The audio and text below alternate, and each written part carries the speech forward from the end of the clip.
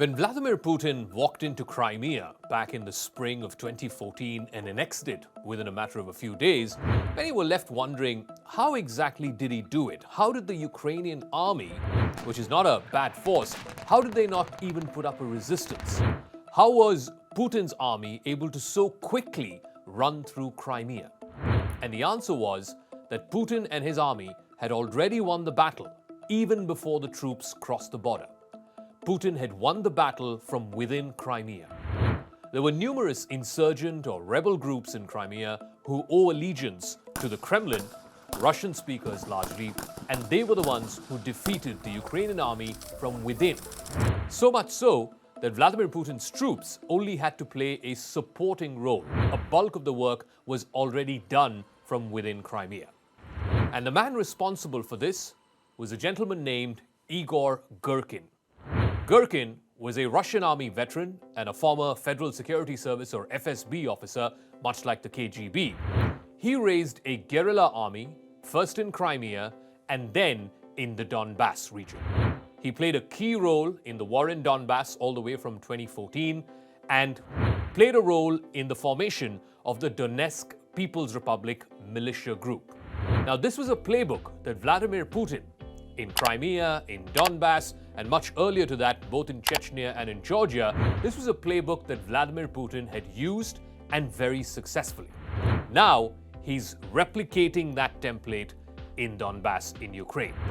And it is these guerrilla groups, the likes of which were led by Igor Girkin, they are Vladimir Putin's secret army who will help him defeat the almighty NATO and the United States, and that too without firing a single shot. On Crux Decode this week, Putin's secret army.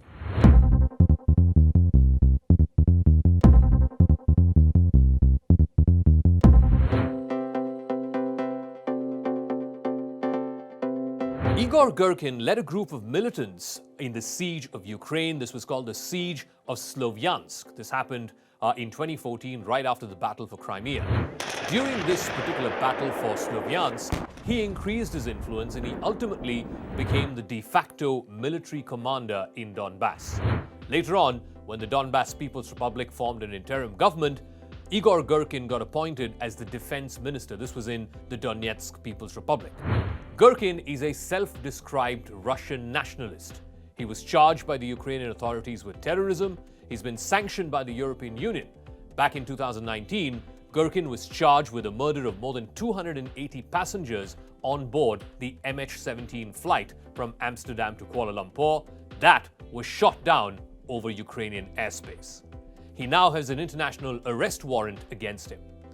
Igor Girkin leads the Russian National Movement, a political group whose stated objective is, quote-unquote, uniting the Russian Federation, Ukraine, Belarus, and other Russian lands into a single all-Russian state.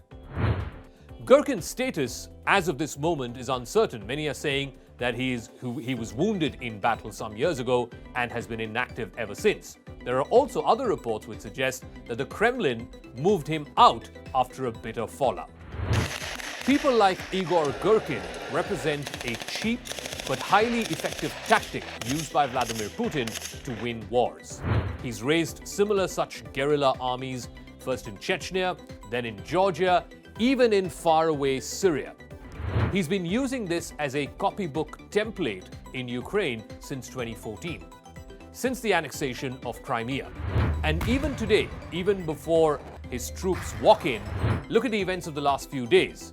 He's created and recognized the Donetsk and Luhansk People's Republics. He has armies of men owing allegiance to the Kremlin, both in Donetsk and in Luhansk, the two biggest cities in Donbass. Now, Ukraine says that these are insurgents that Putin has raised and supported, and they do not necessarily represent the genuine feelings of the people of eastern Ukraine. So, what exactly does Russia do? Now, what Putin's playbook entails is that he allows these insurgents, folks like Igor Girkin and others, to do most of the legwork on the ground. What the Russian military does is to provide them support, whether it is air cover, whether it is use of long-range missiles, mortar fire, of course, from across the border, and most importantly, they also use cyber warfare. Now, in modern-day hybrid warfare, these are game-changing tactics. Now, in response, what has Ukraine been doing? It's not like the Ukrainians have been sitting on their hands either. The Ukrainian side has something called the Azov Special Operations Detachment, or the Azov Regiment. This regiment is a far-right extremist group. It originated from the city of Mariupol. This is in the coastal region in the southern part of Ukraine. The first time the Azov fought was in recapturing Mariupol from the pro-Russian separatist forces. This was in June of 2014, right after the battle for Crimea. Azov initially formed as a volunteer militant group, and then in November of 2014, soon they became adept at fighting Russian forces and their proxies.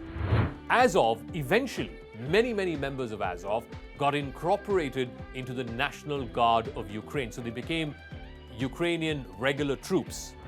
Late in 2014, the regiment gained notoriety after major allegations emerged of torture and war crimes, as well as, and this is important, neo-Nazi sympathies. For example, the symbol used by Azov is the logo which features the Wolfsangel. Now, the Wolfsangel is very similar to the swastika used by Nazi Germany, used by Hitler's Germany. So much so, in 2018, the United States Congress blocked military aid to Azov on the grounds of its white supremacist ideology. In fact, many members come from all around the world, about 20 to 30,000 members from 20 different countries around the world, and they are primarily active in the Donbass region where currently fighting is on. This is exactly the region that Putin wants to annex. He's already recognized them. The next step would be formal annexation. The first commander of Azov was a man named Andrei Biketsky. He said back in 2010, more than 10 years ago, that Ukraine's national mission, that Azov's national mission, was to lead, quote-unquote, the white races of the world in a final crusade against the Semites. Now, this group has already been accused of numerous human rights violations, war crimes, including mass looting, torture, and rape. In fact, it's pending before the United Nations Security Council.